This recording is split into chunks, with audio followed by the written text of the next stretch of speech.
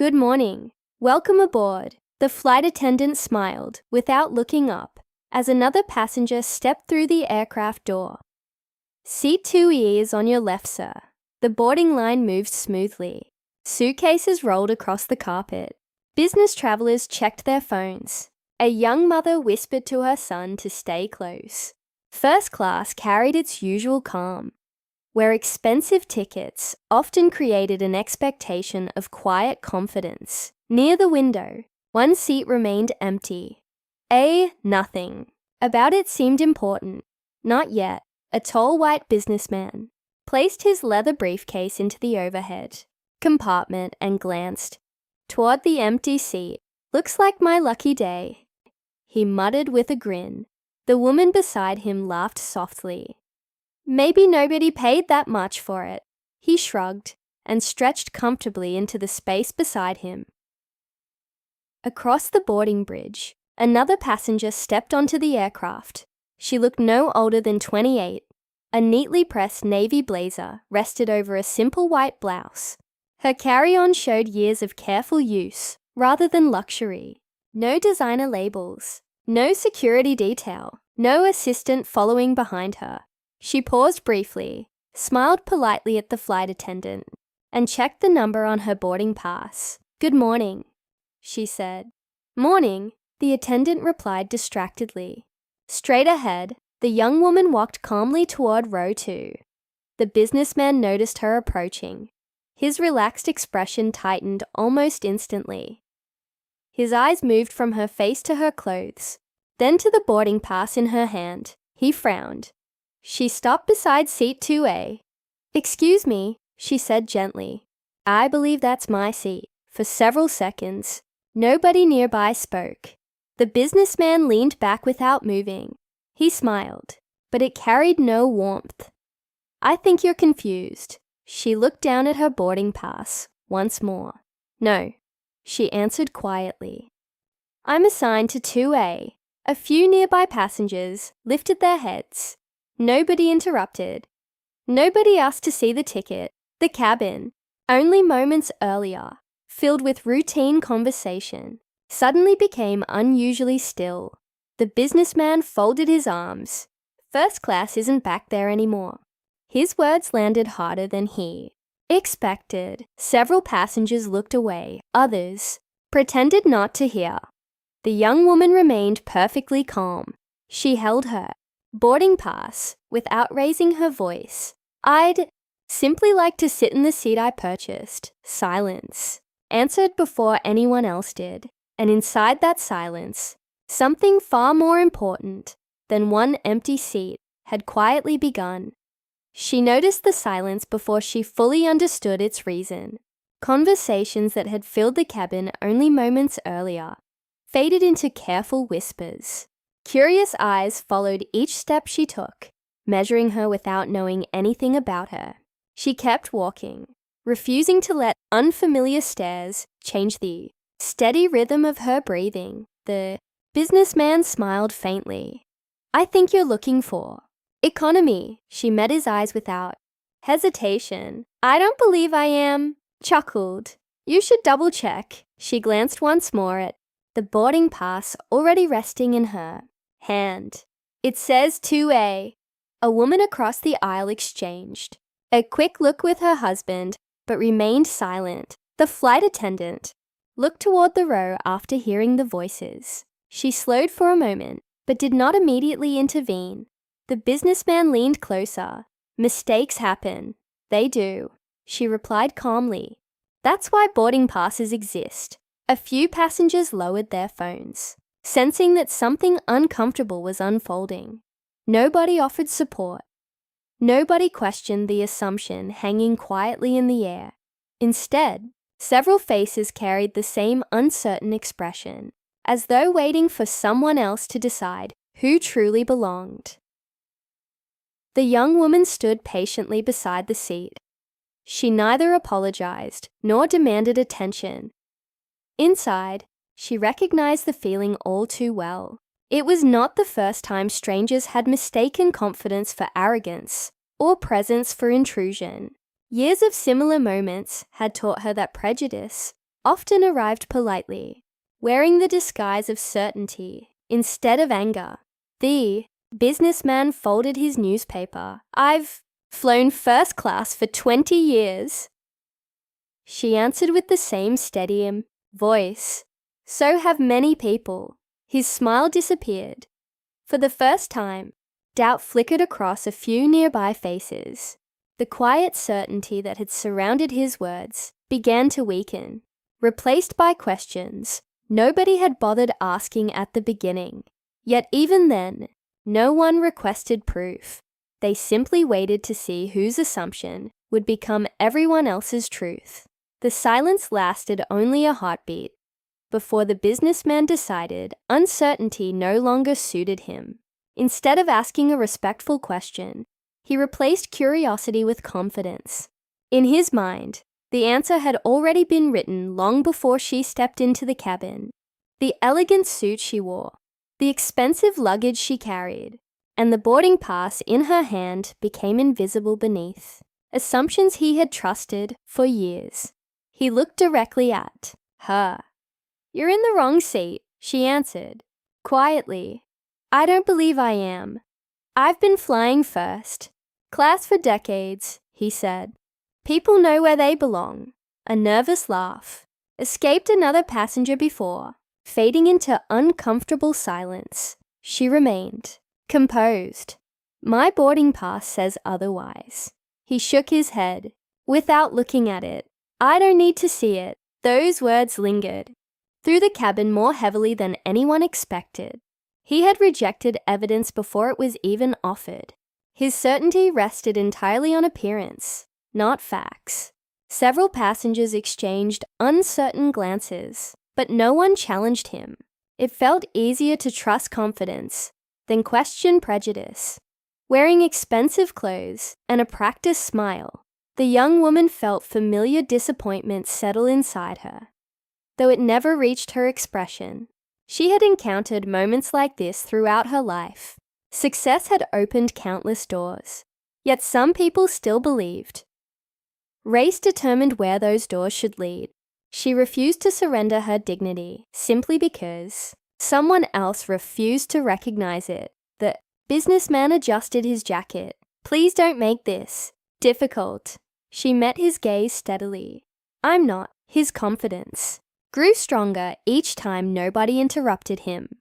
The quiet approval surrounding his assumptions felt almost like permission. Nearby, passengers avoided eye contact, convincing themselves the disagreement would disappear on its own. Instead, every passing second allowed prejudice to sound more reasonable than truth.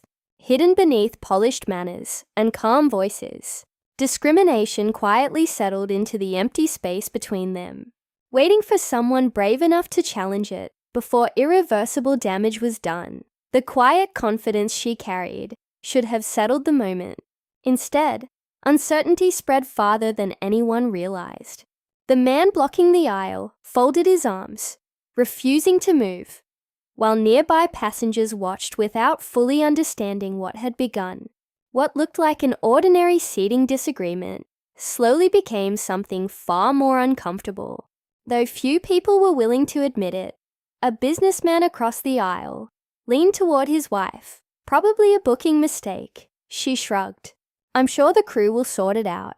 Behind them, another traveler whispered, "First class gets confusing sometimes." Nobody asked the simplest question.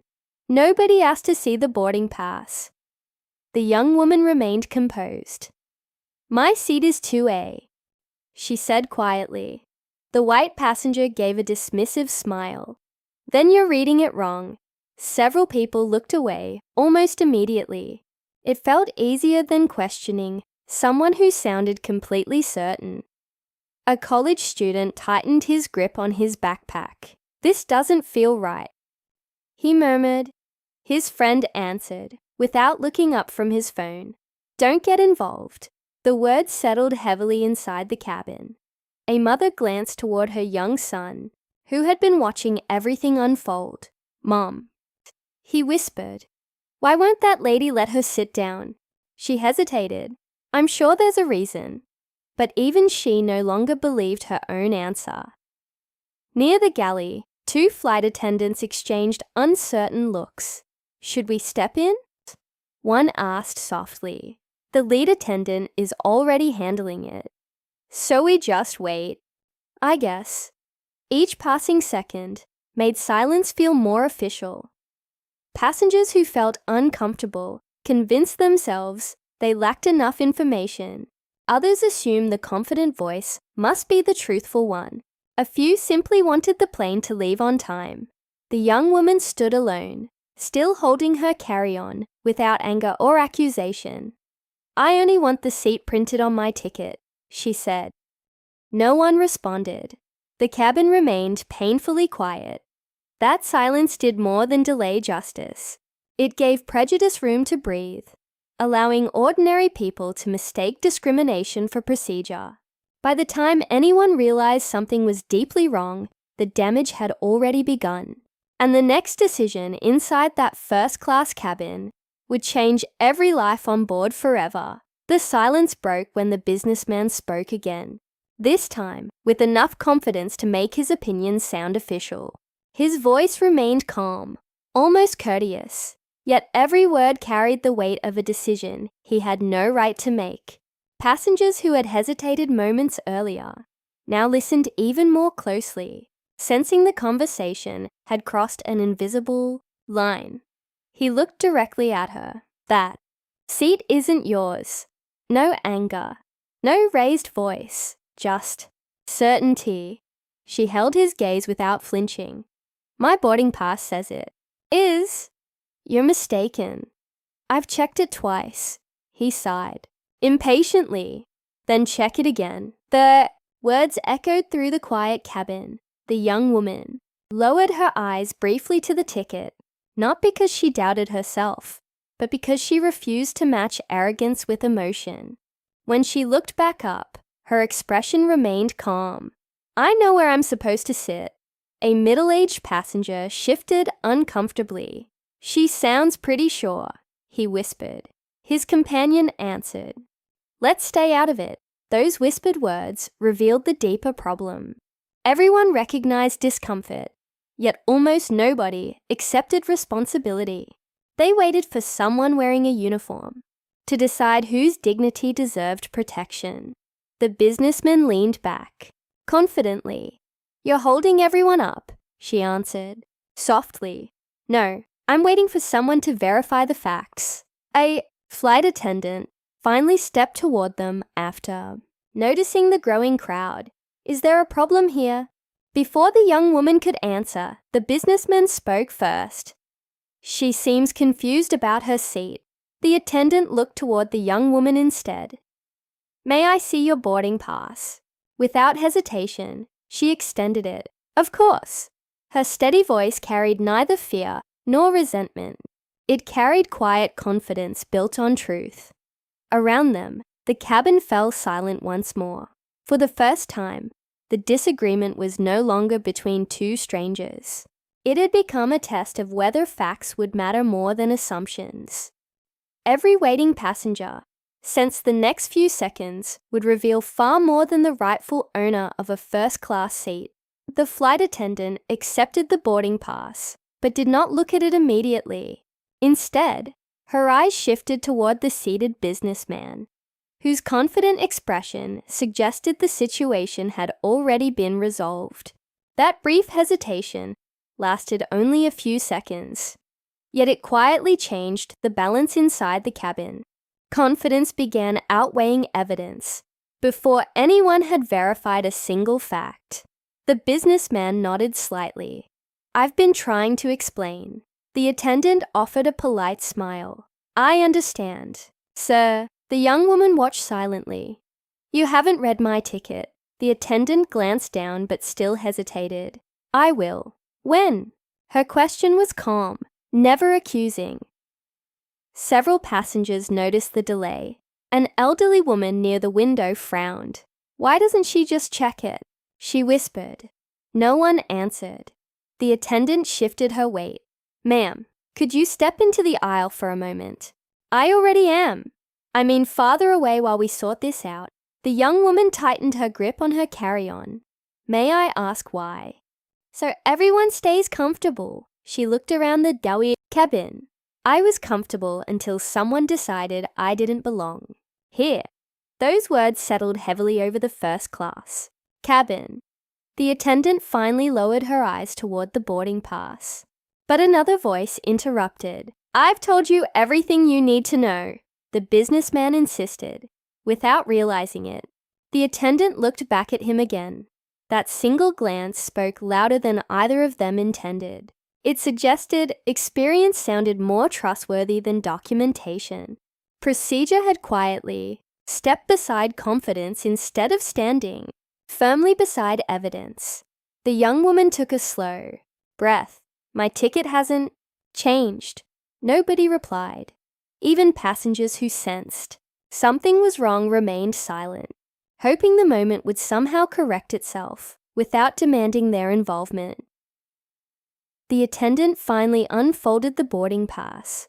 Before she could read the printed seat number, another announcement echoed through the cabin, briefly stealing everyone's attention. For one more moment, truth remained waiting in plain sight while assumptions continued occupying the seat that rightfully belonged to it. The announcement faded, but the tension remained. The flight attendant finally looked down at the boarding pass. Yet before she spoke, another crew member approached and whispered that boarding needed to continue. The delay stretched a little longer. Around the cabin, passengers exchanged impatient looks, believing the disagreement was nothing more than another routine travel inconvenience. The businessman checked his watch. We're wasting everyone's time, the young woman answered quietly. I only asked for my assigned seat. Someone farther back sighed. Can we please just leave? Another passenger muttered. This should have been over already. Nobody understood how quickly an ordinary decision was becoming something much larger than a seating dispute. Near the aircraft door, the gate agent glanced toward first class after receiving an unexpected notification on her tablet. Why hasn't boarding closed yet? She asked. We're resolving an issue in row 2. A flight attendant replied. What kind of issue? A seating disagreement. The gate agent frowned. Head office just requested an update. Inside the cabin, the businessman smiled confidently. Tell them she's refusing. Instructions. The young woman looked directly at the attendant. Please, tell them you haven't verified my boarding. Pass. Silence answered again. Several passengers now sensed that something important had been overlooked. The atmosphere no longer felt like a simple misunderstanding. It felt fragile, as though one honest decision could either restore fairness or expose something much deeper. The attendant pressed the intercom. Captain, could you contact the gate, please? A calm voice replied. Understood. Within moments, another message arrived from operations, requesting additional information before departure clearance. Confused whispers spread across the cabin. Why is operations involved? Is someone important on board? Nobody knew. The aircraft doors remained open. The engines stayed silent. What had begun with one refused seat was quietly reaching people far beyond the cabin. Before anyone realized the truth, phones would begin ringing across headquarters. Executives would abandon scheduled meetings, and an entire airline would pause because one simple act of fairness had been delayed far too long. The businessman expected hesitation. He expected the young woman to lower her eyes, apologize for the misunderstanding, or quietly leave without another word. Instead, she stood exactly where she was, her expression calm and her posture relaxed. The confidence she carried was not loud or challenging. It came from knowing she had done nothing wrong. She offered a small smile. I'm happy to wait while my boarding pass is verified. The businessman frowned. You still don't understand. I understand perfectly. No, you don't. She folded her hands over the handle of her carry-on. I understand that my seat is 2A. The words were simple, yet they unsettled everyone nearby. He had expected resistance he could criticize. He had expected anger he could point toward. Instead, he found patience. That patience quietly shifted the atmosphere inside the cabin. A woman across the aisle whispered, "Why isn't she arguing?" Her husband answered softly, "Maybe she knows she's right." Another passenger shook his head. "Or maybe she's just stubborn." The young woman heard the comment but refused to react, looked toward the flight attendant. "Whenever you're ready." The attendant nodded uncertainly, but still hesitated. The businessman gave a short laugh. "See, even she's trying to help you." "No," the young woman replied. "She's trying to understand the situation." The difference mattered. Only one of them seemed interested in facts. The businessman grew noticeably uncomfortable. Her calm voice denied him the confrontation he wanted. Without raised voices or dramatic gestures, she quietly exposed how fragile his confidence really was. He cleared his throat. "People, like you always make everything complicated." The words landed heavily across first class. Several passengers lowered their eyes. No one defended the remark. No one challenged it either.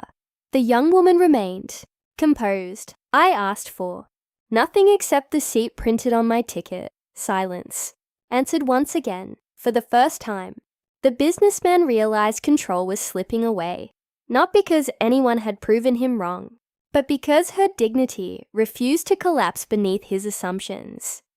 Every calm response forced the cabin to question whether confidence truly belonged to the loudest voice or the quietest truth waiting patiently to be seen.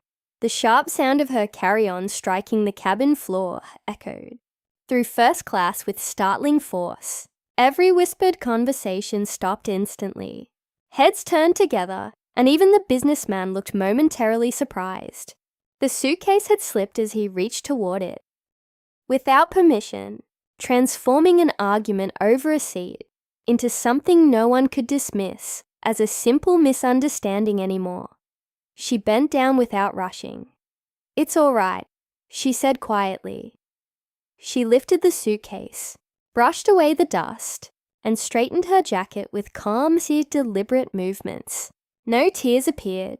No angry words followed. The restraint unsettled the cabin, far more than shouting ever could. The businessman scoffed. "You're making this bigger than it is."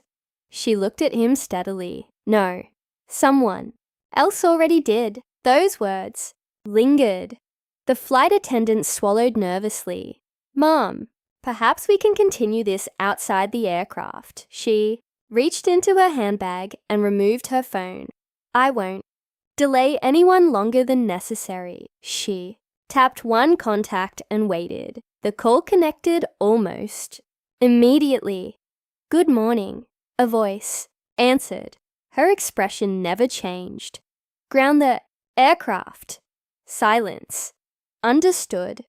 The voice replied before the line disconnected. Several passengers exchanged confused looks. "Who is that?" someone whispered. The businessman laughed uneasily. "Probably a lawyer." She offered no explanation. She simply placed the phone back into her bag and waited. Seconds later, the cockpit phone rang. The captain answered. "This is Captain Reynolds." His expression changed as he listened. "I understand. We'll hold our position." He ended the call and turned toward his first officer. "Operations has suspended departure." "For what reason?" They said executive authorization. Outside the aircraft, gate personnel suddenly stopped boarding activity. New instructions began arriving across multiple devices. Inside the cabin, confidence quietly gave way to uncertainty. The businessman looked toward the young woman for the first time, without certainty in his eyes. She remained exactly where she had been all along, composed and silent. Before the aircraft moved a single inch, headquarters had already taken control, and nobody inside first class realized that the truth they had ignored was about to introduce itself. The captain remained seated with one hand resting on the control panel while the cockpit phone stayed unusually busy. Pushback clearance had been expected within moments, yet operations had issued one unmistakable instruction: do not leave the gate. Captain Reynolds looked at his first officer. Hold every checklist. Mechanical issue. No, security? They didn't say. Before either man could speculate further, the cabin doors, which had briefly reopened for ground coordination, closed once again with a firm mechanical sound. Passengers expecting movement looked through the windows instead, confused to find the aircraft still connected to the jet bridge. A murmur spread across first class. Why aren't we moving? A flight attendant forced a reassuring smile. We appreciate your patience. She walked away before anyone could ask another question. The cockpit phone rang again. Captain Reynolds. He listened carefully. Understood. We'll remain exactly where we are. His first officer frowned. Another update? They want everyone to stay on board. The unusual instructions immediately caught the crew's attention. Operations rarely called twice during routine boarding. 3 calls in less than 5 minutes meant something extraordinary was happening. Inside first class, passengers slowly reached for their phones. One woman quietly started recording. A businessman across the aisle followed. Within seconds, several cameras were pointed toward row 2. Nobody announced they were filming. Nobody needed to. The atmosphere itself demanded witnesses. The white passenger noticed the phones and shook his head. This is ridiculous. No one answered him. For the first time, people seemed more interested in observing than agreeing. The young woman remained standing beside her seat, calm despite every eye watching her. She said nothing. Her silence carried more weight than another argument ever could.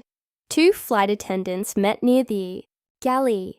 This doesn't feel like customer service anymore, one whispered. It isn't.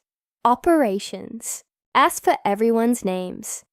They also requested written statements. The realization settled heavily between them. This had become an investigation. The cockpit phone rang. Again. Captain Reynolds answered immediately. Yes. I understand. He paused longer this time. No one leaves the aircraft until authorized. When he ended the call, even he looked unsettled. Meanwhile, hundreds of miles away, executives interrupted scheduled meetings as live reports arrived one after another. Every conversation from the aircraft was being documented. Every decision examined before another instruction was issued. Back inside first class, nobody knew exactly who was listening. They only knew the flight remained motionless. Confidence had begun giving way to uncertainty. Procedure had surrendered to accountability, and an ordinary boarding dispute had quietly become the airline's highest priority. Before a single wheel ever left the gate, the silence inside first class gave her room to think, though not about herself. While passengers speculated about delayed departures and mysterious phone calls, her thoughts drifted somewhere much older than this flight. She had never believed leadership meant standing above others. That belief had shaped every journey she had taken, long before anyone inside the cabin realized who she truly was. She always carried her own suitcase. She waited in boarding lines without announcing her name. When airport staff apologized for delays, she thanked them instead. Years earlier, an assistant had once suggested private escorts through terminals. She smiled. If I don't experience what passengers experience, I can't improve it. That principle had never changed. Across the airline, thousands of employees knew the company's young owner only through newsletters and annual meetings, broadcast on internal screens. Most had never stood within a few feet of her. She preferred it that way, because honesty disappeared whenever people performed for powerful executives.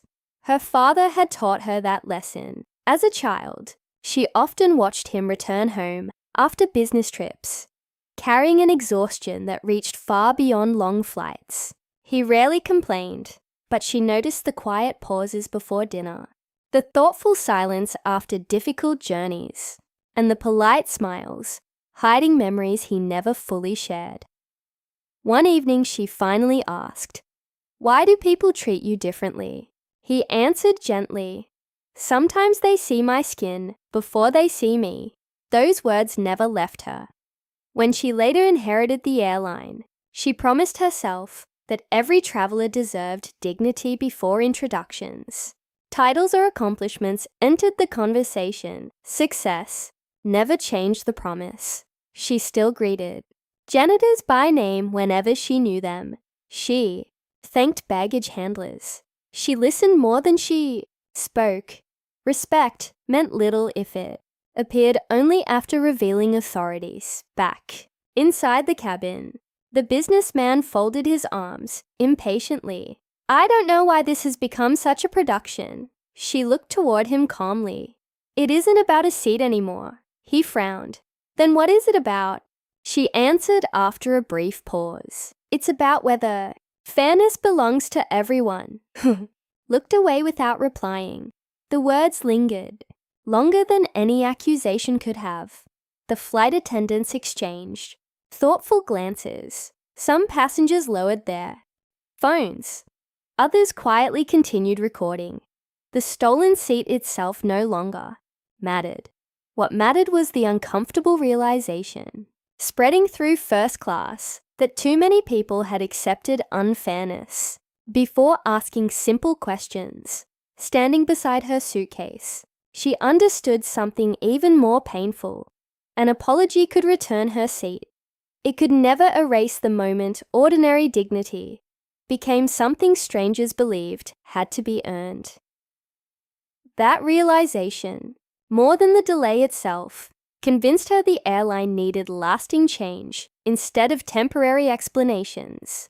Only then could every future passenger board believing fairness would greet them before assumptions ever had the chance to speak. The operations center remained unusually quiet, except for the steady sound of keyboards and ringing phones.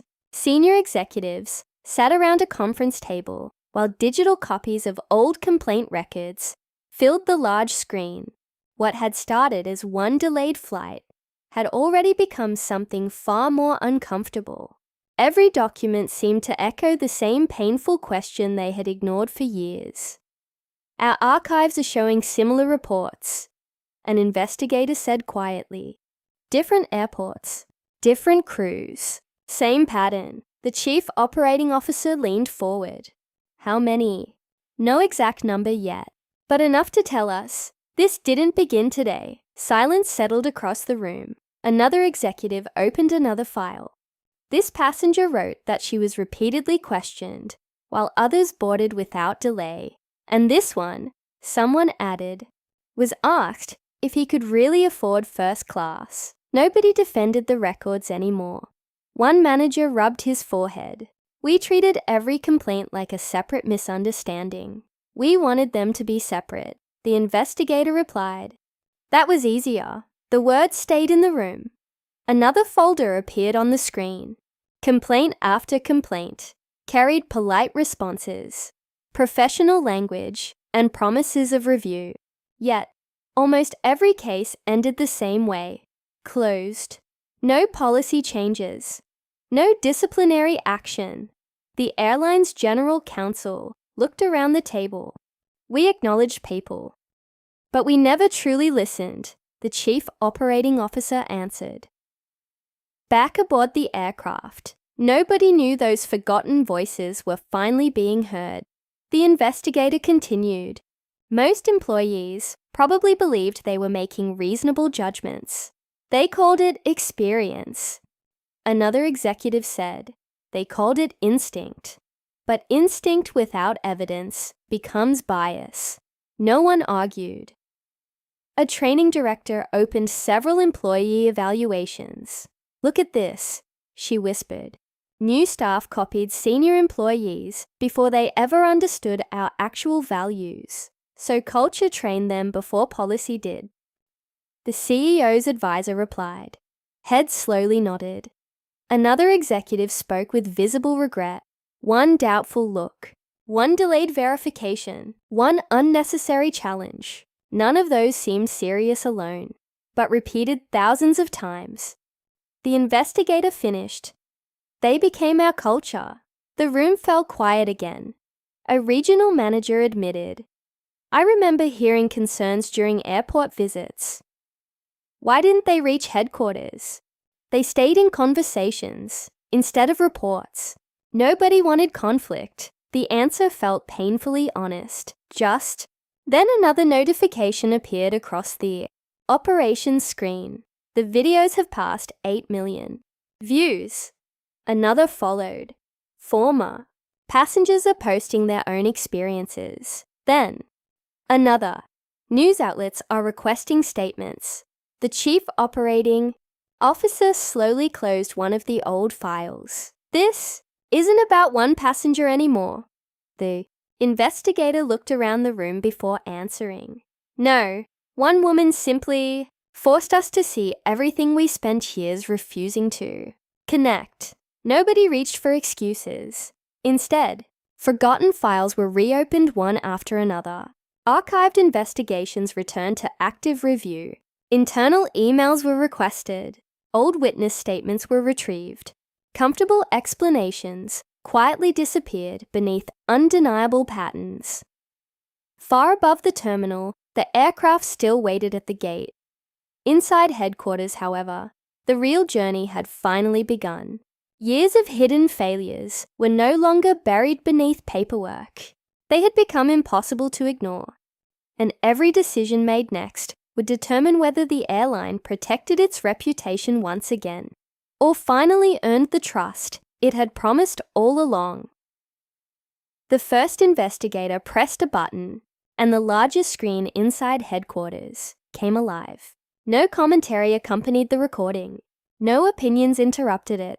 The executives watched in complete silence as the first-class cabin appeared exactly as it had looked before the confrontation. Every passenger sat where they had been. Every movement unfolded naturally. Nobody inside the room could interrupt what the cameras had preserved. One executive quietly whispered, "Run everything from the beginning." The footage continued. The young woman entered the cabin, carrying her own suitcase.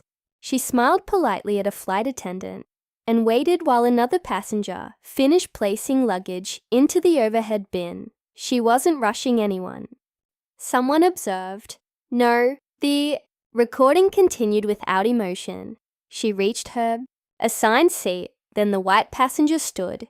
Nobody in the boardroom spoke. His finger pointed, his expression hardened. The investigators watched every second unfold exactly as it had happened, untouched by memory or personal pride. One attorney finally said, "The camera doesn't hesitate." Another nodded. "People do." The footage showed nearby passengers exchanging uncertain glances before anyone spoke. Small reactions that witnesses barely remembered now carried unexpected importance. Someone leaned forward. Pause. There. The image froze. Notice everyone watching. They all saw something, but nobody understood it yet. The recording resumed. Every movement matched the written reports, yet the camera revealed details no statement had captured. A nervous glance, a delayed response, one crew member looking toward, another before saying anything at all. The lead investigator folded his hands. This camera protected everyone equally. Nobody argued. It never favored the passenger. It never favored the crew. It never protected management. It simply remembered. Inside the aircraft, none of the passengers had realized dozens of quiet decisions were being preserved forever. The investigators reached the moment when voices grew sharper. Nobody inside headquarters looked away. One executive lowered his eyes. We kept asking who was telling the truth. The investigator answered. Softly, we asked the wrong question. What should we have asked? He looked back toward the frozen screen. What actually happened? Silence settled across the room again. For the first time since the emergency meeting had begun, nobody defended procedure. Nobody defended confidence. Nobody defended appearances. The cameras had asked for nothing. They had simply recorded everything, and that quiet honesty carried more authority than every opinion spoken inside the cabin. Combined, the elderly woman's words lingered in the cabin long after she sat down. Nobody applauded. Nobody needed to. The silence itself had changed. It no longer protected the loudest accusation. Instead, it invited people to examine what they had witnessed with their own eyes. A young mother gently squeezed her daughter's hand and stepped into the aisle. Her voice trembled. "I'm sorry." The young black woman looked up calmly. "For what?" I kept telling myself someone else would speak. I watched everything happen, and I said nothing. She glanced at her daughter before continuing. "I don't want her growing up believing silence is kindness." The young woman offered a faint smile. "Thank you for saying something now. It doesn't erase what happened." "No," she replied softly. "But it changes what happens next." The little girl looked up. "Mom, was she always right?" Her mother nodded, tears filling her eyes. "Yes, we just didn't listen soon enough." Several passengers lowered their heads after hearing the exchange. Across the aisle, 2 flight attendants stood quietly together. "I should have checked her boarding pass immediately." One whispered. "I kept thinking the passenger sounded so certain." "Certainty isn't evidence." "No," the other admitted. And we forgot that. Neither woman searched for excuses anymore. The white passenger looked around for support. Only moments earlier, strangers had nodded beside him. Now, every familiar face seemed to disappear behind lowered eyes, busy phones, or distant windows. He cleared his throat. "I was only trying to—" Nobody answered. His unfinished sentence dissolved into the heavy silence surrounding him. One businessman, who had defended him earlier, quietly moved to another empty seat without saying a word. Another passenger folded away the newspaper he had been pretending to read and avoided eye contact completely. The isolation settled deeper than any argument. Near the front of the cabin, another traveler slowly approached the young woman. "I judged you before I even knew your name," he admitted. "I'm ashamed of that." She accepted his apology with a gentle nod. "I hope you remember this feeling," she said. "Not because of me, but because the next person may not have the strength to stand quietly. I will." Around them, flight attendants offered water, checked on anxious passengers, and spoke with unusual patience. The atmosphere no longer felt divided into strangers defending different sides. It felt like a room full of people, recognizing the cost of remaining silent. Before investigators ever stepped aboard, the cabin had already begun its own quiet transformation. For the first time since boarding, truth no longer belonged to one calm passenger standing alone. It belonged to everyone, willing to finally face it together. The captain's announcement that the aircraft would remain at the gate had barely settled before events far beyond the cabin accelerated with remarkable speed.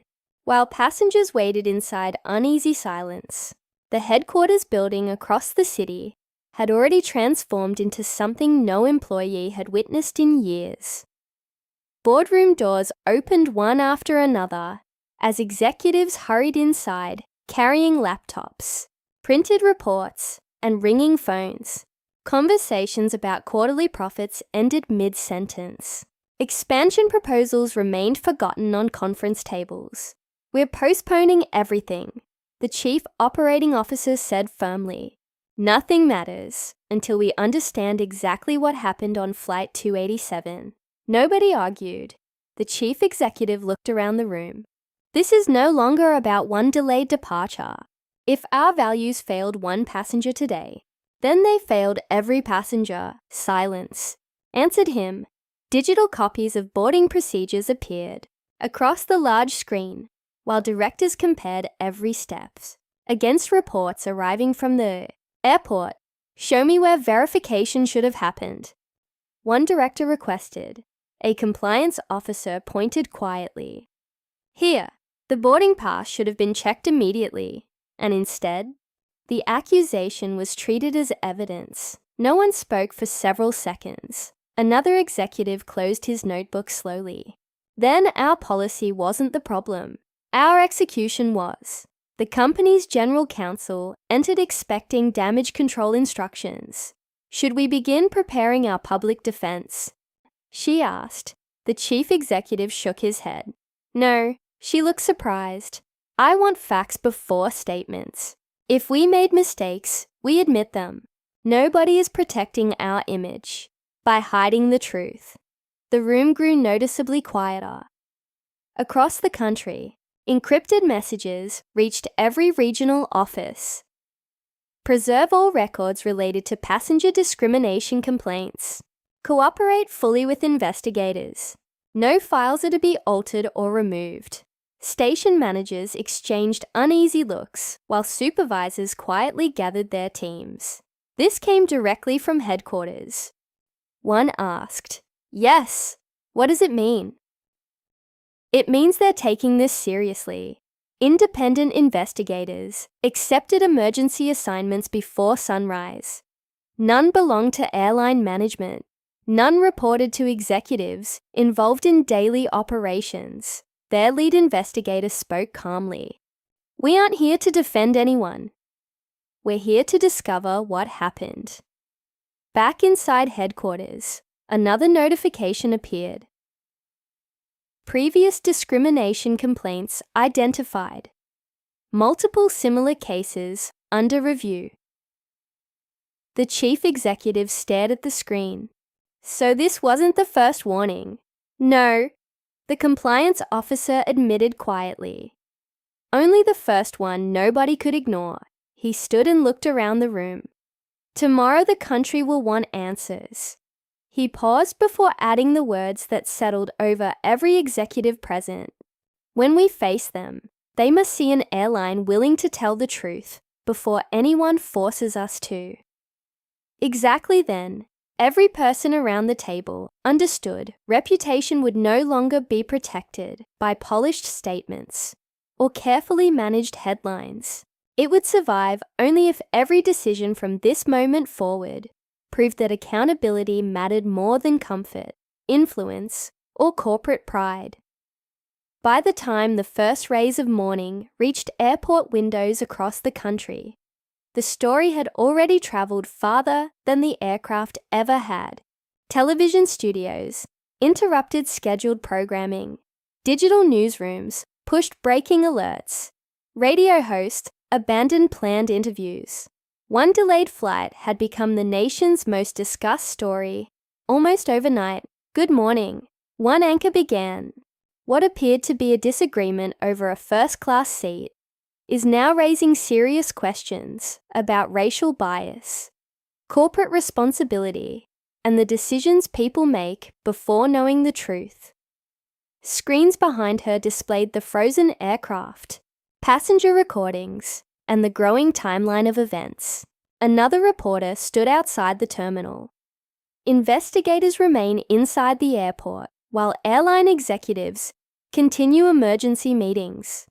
What happened here is no longer being viewed as an isolated misunderstanding. Millions watched quietly from homes, offices, restaurants, and waiting rooms. Parents looked up from breakfast tables. Students paused before leaving for school. Workers delayed meetings to hear the latest update. People were no longer asking only what happened, they were asking why. As coverage expanded, old voices slowly returned. A retired flight attendant called one newsroom. "I've carried something for 15 years, she admitted. There were times I questioned decisions like this. but I stayed quiet because I needed my job. Another former supervisor contacted investigators. I thought those complaints were isolated, he confessed. Looking back, I realized we ignored patterns because they were easier to dismiss than confront. Soon, dozens of similar accounts followed. Former employees described uncomfortable moments they had buried beneath routine schedules and professional smiles. None claimed the airline encouraged discrimination. Many admitted something equally troubling. We became too comfortable believing experience instead of checking facts. Those admissions encouraged travelers everywhere to speak. Social media filled with personal stories. I was asked twice if I belonged in first class. My boarding pass was checked 3 times while others walked through. They apologized later, but I never forgot how it felt. Different cities, different airlines, different years, yet the emotions sounded remarkably similar. Thousands wrote that they had remained silent because they expected polite emails instead of meaningful change. Each story added another piece to a picture many people had never fully seen. Comment sections changed. Arguments slowly became conversations. Listening replaced quick judgment. Meanwhile, complete recordings continued spreading across every platform. Instead of short clips designed to provoke outrage, viewers watched the entire sequence from beginning to end. They replayed the woman's calm replies. They noticed every hesitation, every interruption, every glance, every unnecessary assumption. With each viewing, earlier opinions weakened. One popular commentator admitted during a live stream, "I reacted too quickly yesterday. After seeing everything, I was wrong." Thousands appreciated the honesty. Across the country, teachers discussed the incident in classrooms. Church groups included it in community conversations. Business leaders mentioned it during staff meetings. Parents asked their children difficult questions. What would you have done if you were on that plane? The answers varied. The discussions mattered. People realized the story reached beyond airports. A hospital receptionist quietly admitted she sometimes judged patients before speaking with them.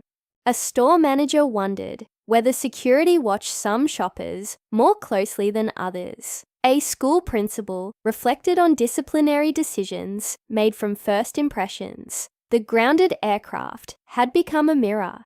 Instead of asking who failed inside one cabin, people began examining themselves. Industry experts also joined the conversation. You cannot rebuild trust through advertising, one aviation analyst explained during a televised interview. You rebuild it through accountability, a longtime customer agreed. I don't expect companies to be perfect, she said. I expect them to tell the truth when they aren't. Community advocates echoed the same message. People forgive honest mistakes. They struggle to forgive denied mistakes. Inside airline headquarters, executives monitored every broadcast without interrupting. Nobody celebrated supportive commentary. Nobody complained about criticism. Every report reminded them that public confidence was becoming more valuable than quarterly profits. One executive quietly turned off a television. They're not judging our words anymore. They're waiting for our actions. The room remained silent. Outside the boardroom, employees refreshed internal messages every few minutes. Airport staff checked company updates between assisting passengers. Competitor airlines watched carefully. Understanding the response could influence expectations across the entire industry. By afternoon, every major newsroom announced the same development.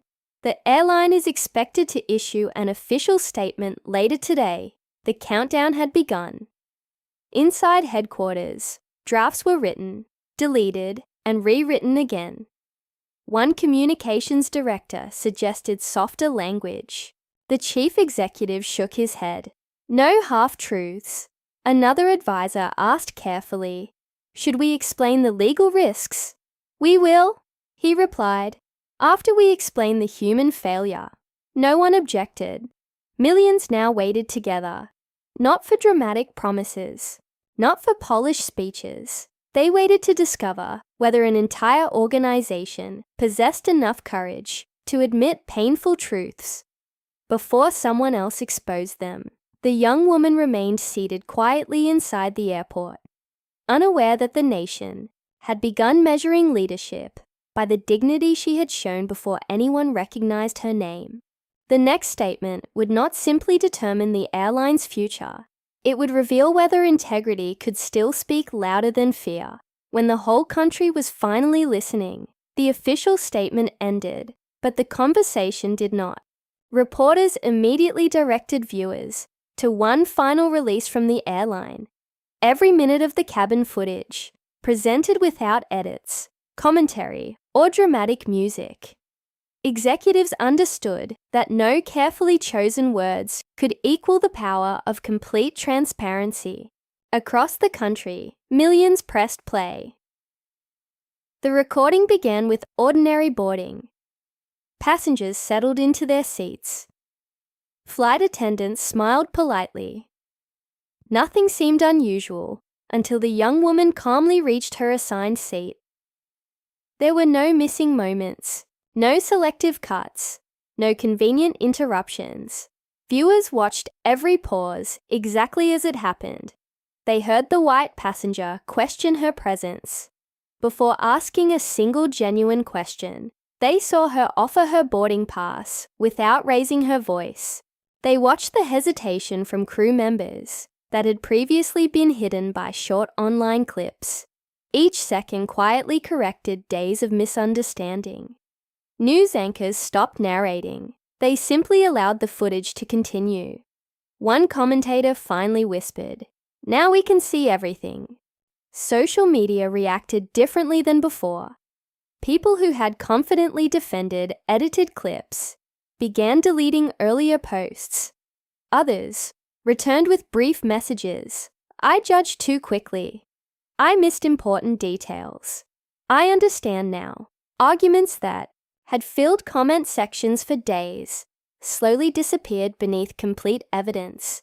The recording showed something edited videos never captured. The silence after each accusation, the patience in her voice, the discomfort growing on faces throughout the cabin.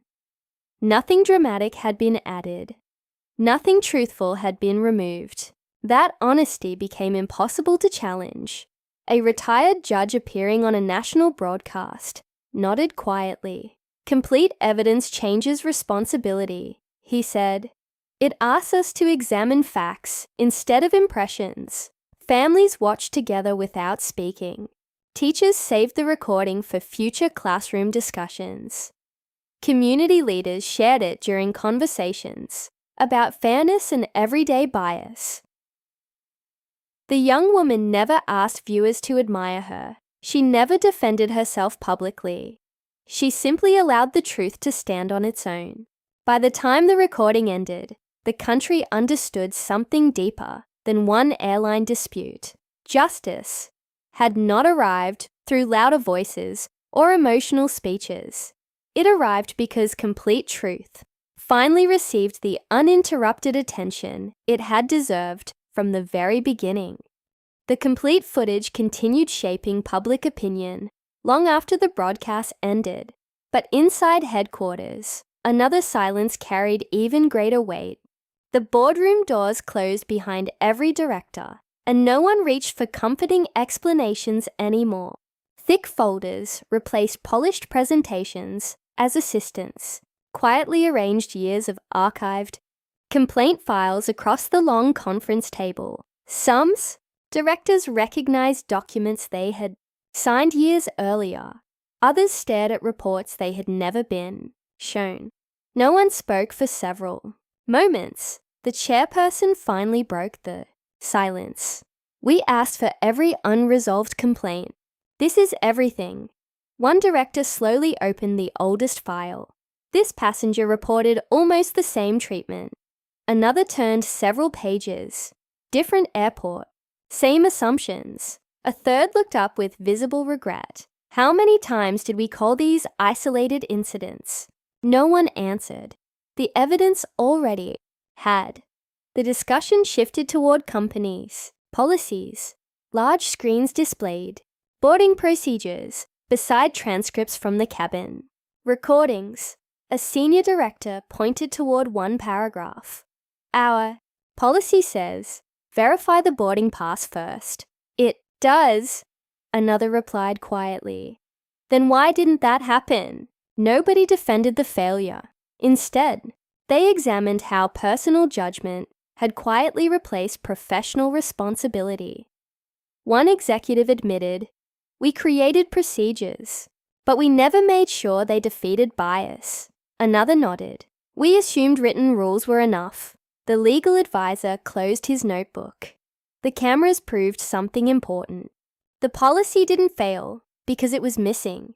It failed because people chose assumptions before evidence. That sentence changed the room. The conversation stopped being about paperwork. It became about culture. Hours later, the chairperson placed one final proposal before the board. Independent. Oversight. Mandatory bias training. Anonymous. Reporting. Immediate. Policy revisions. Annual public accountability. Reviews. All in favor. Every hand rose. Not one remained lowered. The unanimous decision settled quietly into the official record. But everyone understood. The vote alone could not repair years of broken trust. Several department leaders voluntarily accepted responsibility. Some resigned before being asked. Others accepted disciplinary action without argument. Yet, the chairperson reminded everyone, changing names on office doors is easy. Changing how people are treated is the real work. Heads nodded around the room. For the first time that day, no one mentioned protecting the airline's image. They spoke only about protecting future passengers. Before adjourning, the board approved a public statement accepting institutional responsibility instead of placing blame on a few employees. The chairperson read the closing sentence aloud. If this failure belonged only to individuals, we would replace individuals. Because it belongs to the system, we will rebuild the system. No applause followed. Only quiet agreement as the directors gathered their files and left the boardroom one by one. Each understood that history would not remember how skillfully they defended the airline. It would remember whether they possessed the courage to change it. The board's statement spread quickly across every major network, and the airline began rebuilding its future. Yet while policies changed and executives accepted responsibility, one person faced a far more private judgment. Alone in his quiet living room, the white passenger sat before a television that had already replayed the incident more times than he could count. This time, he did not look away. He watched himself interrupt her. He heard the certainty in his own voice. He noticed something he had ignored before, the patience in hers. He muted the television, but the silence only made every memory louder. I never even asked her name, he whispered. The realization settled heavily across the room. His confidence, once unquestioned, now felt painfully empty. He remembered her calm smile, her steady hands, the way she had simply held her boarding pass. Instead of arguing, for days, he had convinced himself the situation had been complicated. Now, it looked painfully simple. He had judged someone before, allowing facts to exist.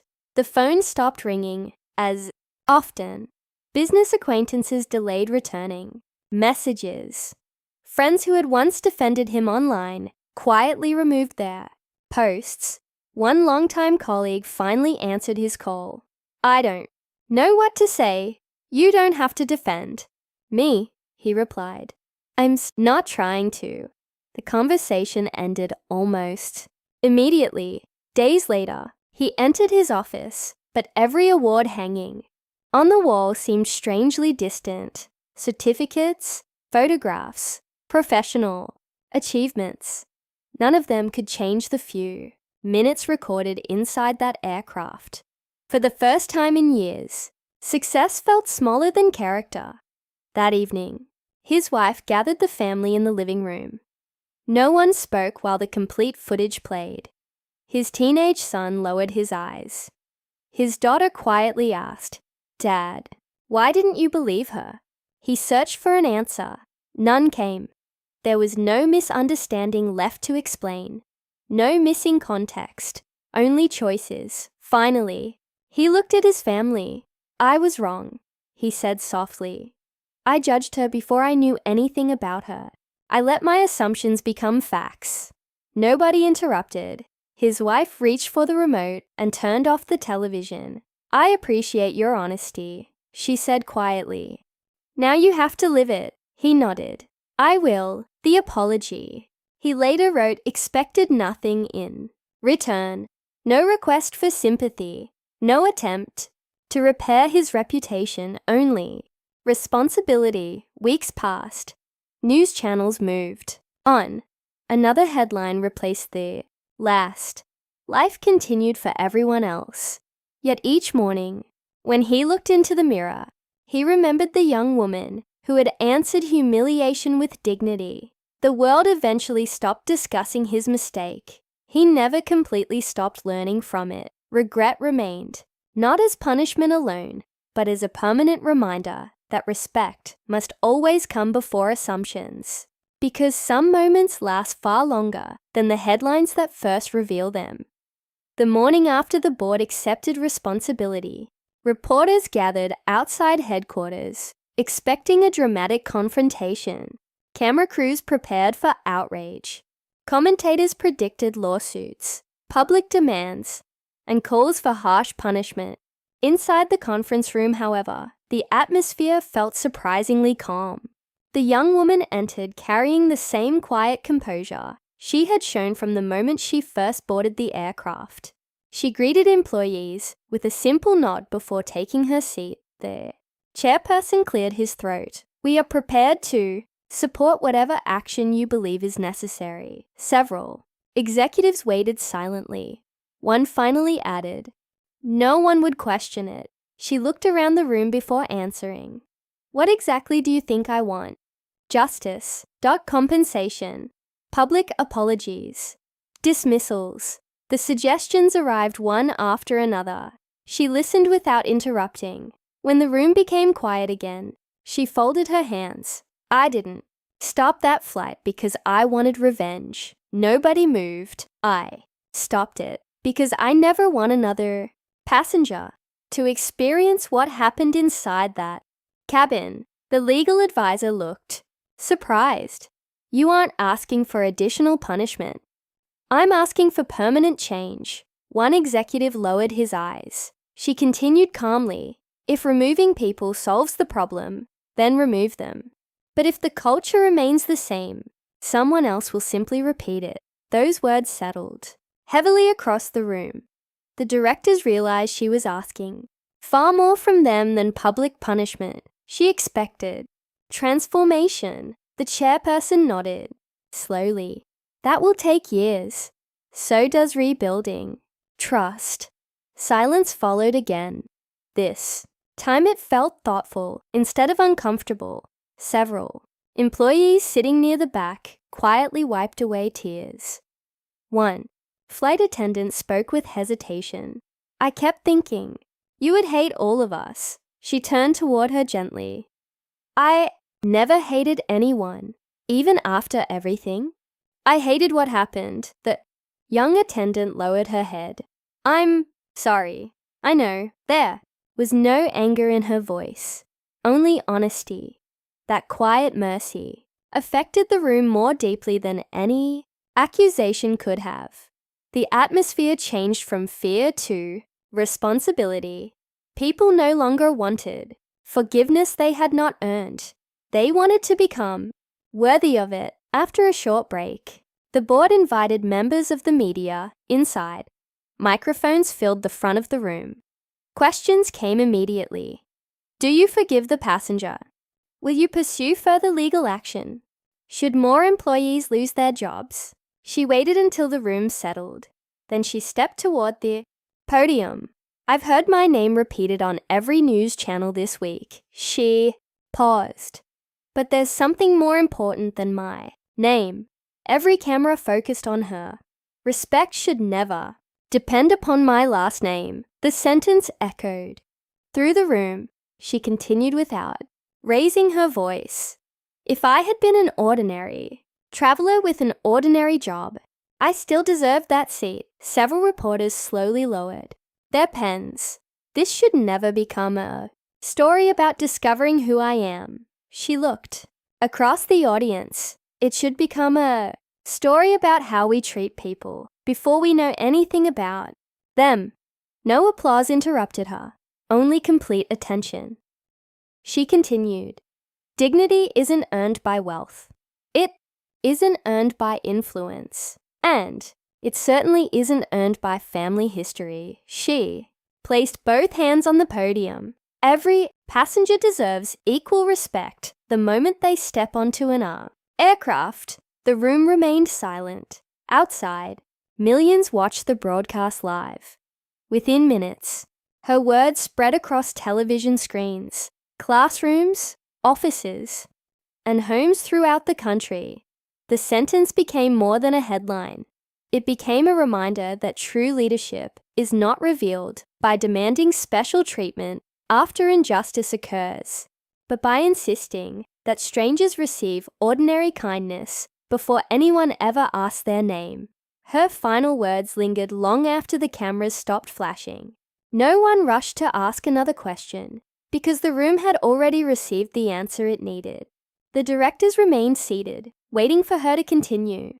She looked toward the board instead of the reporters. I have one request, she said. The chairperson nodded. We're listening. Don't build new rules because of me. Several executives exchanged confused glances. Build them for the passenger nobody recognizes. Silence returned. She continued. The next young woman should never need her identity to prove she belongs. The next elderly traveler should never fear being ignored. The next family should never wonder whether fairness depends on appearance. The legal advisor quietly closed his notebook. This investigation started with one seat, she said. But it must end with every seat being protected equally. One director asked, what changes matter most? She answered without hesitation, verify facts before accusations. She raised one finger. Train every employee to question assumptions before questioning. Passengers, another finger. Create independent reviews that every traveler can trust. Third, and make every complaint impossible to bury. Pens moved across notebooks. Nobody argued. The recommendations were simple, but everyone understood. They demanded permanent cultural change instead of temporary public relations. The chairperson spoke softly. We can promise those reforms. She met his eyes, then keep that promise. After the headlines disappear, several board members nodded. For the first time, their responsibility felt personal instead of procedural. Outside the conference room, parents watching the live broadcast gathered around televisions, phones, and office screens. Mothers held back tears. Fathers sat quietly with folded hands. Many stopped thinking about billionaires, airlines, or corporate investigations. They imagined their own daughters boarding a flight alone. They imagined their own sons standing silently while strangers judged them. Inside the room, one senior executive removed his glasses. My daughter travels every week for work, he admitted. He paused before continuing. I kept asking myself what I would have wanted someone to do if she had been sitting in your seat, she answered gently. I would hope someone simply believed the boarding pass before believing the accusation. His eyes filled with regret. Across the table, another director whispered, I thought about my granddaughter. No one dismissed those emotions. The conversation no longer centered on policy alone. Centered on family. A flight attendant quietly wiped away tears. My parents taught me to protect people, she said. Somewhere along the way, I started protecting procedures first. The young woman smiled kindly. You can change that starting today. Around the nation, countless parents embraced their children a little tighter that evening. The story was no longer about one remarkable passenger. It became a mirror, reflecting every family's hope that kindness would arrive before judgment. News commentators stopped discussing wealth and focused instead on simple humanity. Teachers saved clips of her speech for future lessons. Faith leaders repeated her words during weekend gatherings. Families continued difficult conversations around dinner tables, asking how easily assumptions can replace compassion. In that shared realization, the board finally understood the deepest cost of prejudice. It never humiliates only one stranger. It quietly threatens every child, every parent, and every future traveler who simply expects the ordinary dignity every human being deserves before speaking a single word. On every journey, the final sentence faded into the room, yet nobody moved. Microphones remained untouched. Reporters forgot to raise another question. Even the photographers lowered their cameras. The silence that followed carried more weight than applause ever could. No one wanted to interrupt what they had just heard. The chairperson slowly looked around the boardroom. For the first time that day, every face reflected the same emotion. Reflection. One executive finally whispered. "I don't know what to say," she answered, with a gentle smile. "You don't have to say anything right now." Another long pause settled over the room. This silence was different from the silence inside the aircraft. Back then, silence had protected assumptions. Now, it protected honesty. People were no longer avoiding the truth. They were allowing themselves to feel it. One director quietly removed the notes he had prepared before the meeting. "I wrote an opening statement," he admitted. It was full of explanations. He folded the pages carefully. None of it matters anymore. Across the table, another executive nodded. "I came here prepared to defend the company." He looked toward the young woman. "Now, I only want to help repair it," she thanked him with a small nod. No applause followed. No dramatic speeches filled the room. Only thoughtful faces and lowered eyes. The flight attendant who had questioned herself throughout the investigation finally spoke. "I used to believe leadership meant always having the answers." She glanced toward the board. "Today I learned leadership begins by admitting when you're wrong." Several people quietly agreed. The words settled naturally because everyone had already reached the same conclusion. Outside the boardroom, employees watched the live broadcast from break rooms, airport lounges, ticket counters, and crew offices. Nobody cheered. Instead, conversations became quieter. Workers began asking one another difficult questions. Would I have reacted differently? Have I ever judged someone too quickly? What can I change tomorrow? Across the airline, reflection replaced defensiveness. Inside the boardroom, the chairperson stood. "For years," he said, "I believed strong leadership meant protecting this company from criticism." He paused. "I understand. Now that strong leadership protects people first." He turned toward every director. "Our authority means nothing if passengers cannot trust our character." No one disagreed. The young woman remained seated. She never celebrated the board's change of heart. She never reminded them that she had been right from the beginning. Instead, she quietly asked, "Will every employee feel safe reporting concerns without fear?" "Yes," the chairperson answered. "Will passengers know someone is truly listening?" "They will." "Will fairness matter more than appearances?" It has to. Those simple promises carried greater meaning than any formal resolution. The meeting had stopped. Feeling like a corporate investigation, it had become a shared commitment. One younger executive looked toward her with admiration. You could have demanded punishment. She smiled softly. Punishment changes yesterday. Then she added, compassion changes tomorrow. The room fell silent once again. This time, every person understood exactly what she meant. Leadership had never been about titles hanging on office doors or reserved parking spaces outside headquarters. It had always been measured by the willingness to protect people with no power at all. The board members signed the reform documents one by one, but they understood the signatures themselves were only the beginning. Real change would appear in ordinary airports, ordinary flights, and ordinary conversations where no cameras were waiting.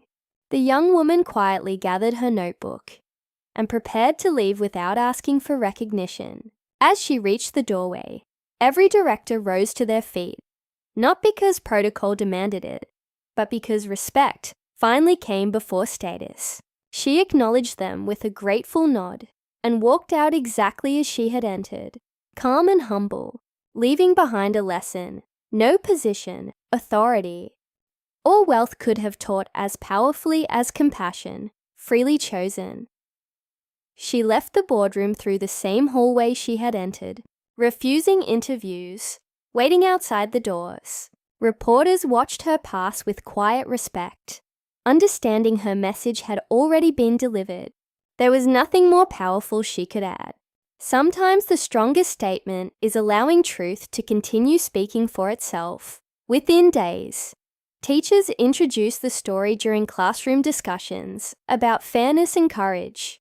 Students debated how easily silence can protect injustice and how one calm voice can change an entire room. Many admitted they had witnessed classmates being treated unfairly without speaking up. Her example encouraged different choices. Parents shared the story around dinner tables, asking simple questions instead of giving lectures. How would you have treated her? Became a conversation heard in countless homes. Children answered honestly, while adults quietly examined their own assumptions before offering advice. Churches, community centers, and neighborhood organizations used the incident to discuss compassion instead of division. Faith leaders reminded their congregations that every stranger deserves dignity before anyone learns a profession, a family name, or the size of a bank account. Respect begins with ordinary encounters. Business schools and leadership seminars studied the airline's response alongside her remarkable restraint. Executives discovered that genuine authority grows stronger through accountability than through protecting reputations. Managers challenged their teams to build workplaces where evidence always mattered more than appearances. Months later, the flight itself was no longer the center of the conversation. The lasting memory became one young woman who answered prejudice without surrendering kindness. Her words continued traveling because they belonged to everyone, not only to aviation. Across schools, workplaces, homes, and communities, people carried the same lesson into ordinary moments where character is quietly tested each day. Respect should never wait for wealth, influence, titles, or famous names. Every human being deserves dignity from the very first moment they are seen, heard, and welcomed.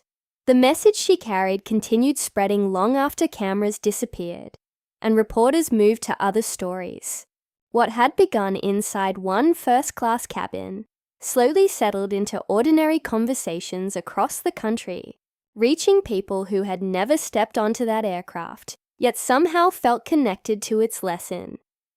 One evening, a little boy looked at his mother after watching a news recap.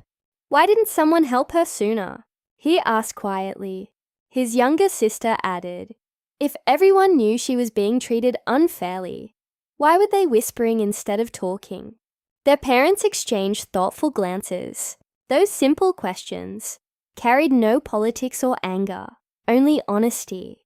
They realized children often recognize fairness before adults complicate it with fear, assumptions, or excuses. That conversation ended with a family promise to speak. When silence protected something wrong, similar conversations soon filled homes everywhere. Dinner tables became places where parents admitted they had sometimes judged strangers too quickly, or stayed silent when kindness demanded more. Children shared stories from school. Grandparents remembered painful moments from decades earlier. Nobody claimed perfection. They simply agreed that respect should never depend upon appearance, confidence, or social standing. Those quiet evenings planted values stronger than arguments ever could. Teachers noticed the same change inside classrooms. Instead of discussing only the airline, students asked what they would have done if they had witnessed the confrontation. Some admitted they might have stayed silent. Others said they hoped they would have defended her. Their teachers reminded them that courage often begins with one calm voice, refusing to accept unfairness. Lessons about history, citizenship, and character suddenly felt more personal than any textbook could provide. Faith leaders echoed similar truths during weekly gatherings. They encouraged people to examine their own hearts before criticizing others. They reminded communities that every person deserves dignity, long before anyone knows a name, occupation, or family history. Their message inspired reflection rather than blame, inviting people to become kinder in ordinary moments. Airports also felt different. Travelers noticed elderly passengers needing help, nervous families searching for gates, and strangers standing alone. More people offered directions, defended someone treated unfairly, or simply greeted others with warmth instead of suspicion. Most of those moments were never recorded, yet each quietly honored the lesson born from one delayed flight. Months passed, and headlines gradually disappeared, but the story refused to fade. It lived inside classrooms, dinner conversations, workplaces, and everyday choices. Thousands of people never met the young woman, yet they carried her example into their own lives. Every act of patience, every fair decision, and every voice raised with quiet respect became proof that one flight had changed far more than an airline. It had reminded ordinary people that compassion must always arrive before suspicion, and humanity must always travel first. The conversations inspired by the incident did not fade with time. Instead, they reached the airline's headquarters once again, where leaders understood that meaningful change would never come from promises alone. Passengers had heard enough statements. They wanted proof visible in everyday actions, not carefully written speeches. The company accepted that rebuilding trust required quiet consistency, beginning with the smallest decisions made before every flight. The first reforms arrived without television cameras or celebration. New boarding procedures required employees to verify facts before questioning any passenger publicly. Supervisors received greater responsibility whenever disagreements arose, ensuring evidence always came before assumptions. Staff members noticed the difference immediately. "This isn't about slowing us down," one senior trainer explained during a meeting. "It's about making sure we never rush past someone's dignity again." No one argued. Training changed just as dramatically. Instead of memorizing policies, employees discussed real situations from the investigation. They paused recordings, examined difficult moments, and asked themselves uncomfortable questions. "What assumption did you make here?" The instructor asked. "I judge confidence." Instead of checking facts, one attendant admitted quietly, "So, did I?" Another replied. Those honest conversations replaced passive attendance with genuine reflection. The airline also invited independent investigators to review serious complaints. Some executives worried about outside criticism, but the board refused to retreat. If we only investigate ourselves, the chairwoman said, people will never fully trust the outcome. That decision slowly restored credibility beyond corporate promises. Boarding procedures became more consistent across every airport. Employees were encouraged to listen before reacting, ask respectful questions, and involve supervisors before situations escalated. Patience gradually replaced unnecessary confrontation. Months later, passengers noticed the difference without reading policy manuals. They experienced warmer greetings, calmer conversations, and fair treatment delivered without regard for appearance or status. Compliments arrived more frequently than complaints. 1. Elderly traveler smiled after landing. This feels different, she told a flight attendant. We're trying to make sure everyone feels welcome. The attendant answered.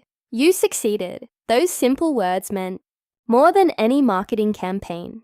Years passed, yet employees continued speaking about that delayed flight during orientation sessions.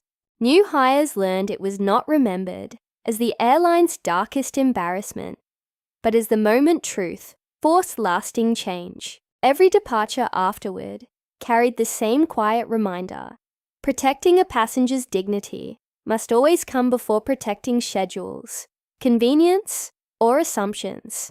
That lesson became the strongest foundation the airline had ever built, ensuring future travelers experience fairness from the very first greeting until the cabin doors finally closed. The airline's reforms gradually became part of everyday operations, but one decision ensured the lesson would never disappear with changing leadership.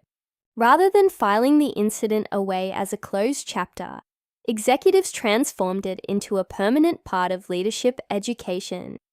Every new manager, supervisor, and executive watched the complete recordings before assuming responsibility for others. The training room always became unusually quiet. After the final video ended, no instructor rushed to speak.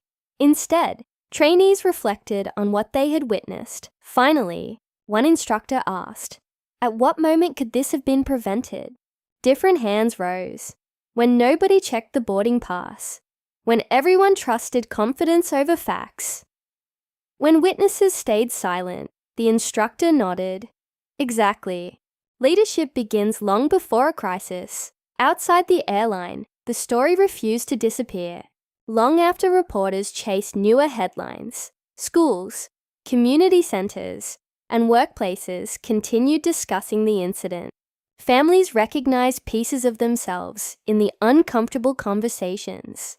Realizing bias often hides inside ordinary moments rather than dramatic confrontations. Young professionals studied the case during ethics seminars and leadership workshops. 1. Professor looked across the classroom. What failed first? He asked. A policy. One student guessed. No. Another answered softly. People stopped asking fair questions. That response stayed with everyone. Meanwhile, invitations continued arriving for the young woman to accept awards and public recognition. She thanked organizers politely, but declined most ceremonies. The victory isn't mine, she explained. It belongs to every traveler who deserves equal respect. Her words redirected attention from personality to principle. People who replayed the recordings noticed something different each time. One overlooked expression, one hesitant glance, one opportunity where a simple question could have prevented everything that followed. I should have spoken, many viewers admitted. So, should I? Those quiet realizations reached deeper than public criticism. Years later, people rarely remembered her because she was wealthy. They remembered her because she remained calm when anger seemed easier. Her dignity became stronger than the humiliation she endured, inspiring others to answer injustice with courage instead of revenge. The recordings eventually became more than evidence. They became reminders that fairness requires daily choices. not extraordinary moments. Reporters left, cameras disappeared, and headlines faded. Yet the lesson continued teaching anyone willing to listen. Time never erased that flight because memory became its greatest safeguard. New generations inherited more than a story about one passenger and one airline. They inherited a responsibility to question assumptions, verify facts, defend dignity, and remember that prejudice succeeds only when ordinary people forget the lessons history has already paid to teach. Months passed before she returned to the same airport. The terminal looked almost exactly as she remembered it. Travelers hurried toward their gates. Announcements echoed through the concourse, and rolling suitcases crossed polished floors. Yet beneath those familiar routines, something had quietly changed. Employees greeted passengers with greater care, remembering that one ordinary boarding gate had once revealed extraordinary prejudice and permanently redefined what professionalism truly required. As she approached the check-in counter, the gate agent smiled warmly. "Good morning. May I see your boarding pass, please?" She handed it over. "Thank you. Everything looks perfect. Have a wonderful flight." "Thank you," she replied. There was no hesitation, no suspicious glance, no unnecessary question. Nearby, passengers received the very same courtesy, regardless of age, appearance, or background. Respect had finally become routine, instead of selective. For the first time in many months, no television cameras waited nearby. No reporters whispered into microphones. No curious strangers searched for another dramatic headline. The quiet normality felt like a gift. Justice no longer required an audience, because fairness had become part of everyday life. As she waited to board, a little girl holding her father's hand paused nearby. She looked carefully before gathering. Enough courage to walk closer. "Excuse me," she said. Shyly, the young woman smiled. "Hello. Know you." Her father looked embarrassed. "I'm sorry if she's bothering you." "Not at all," she answered. Gently, the little girl looked up with sincere curiosity. "Were you angry?" For a brief moment, the busy terminal seemed unusually still. Several nearby travelers instinctively listened, without pretending they were not. The young woman knelt until they were eye level. "No," she said softly. "I wanted people to learn." The child smiled. "I think they did. So do I." Boarding soon began. Passengers formed an orderly line, exchanging polite greetings instead of doubtful glances. Flight attendants welcomed everyone with the same calm professionalism they offered every traveler. Nobody needed special recognition. Nobody questioned who belonged. She stepped into the cabin, placed her bag in the overhead compartment, and settled comfortably into her seat.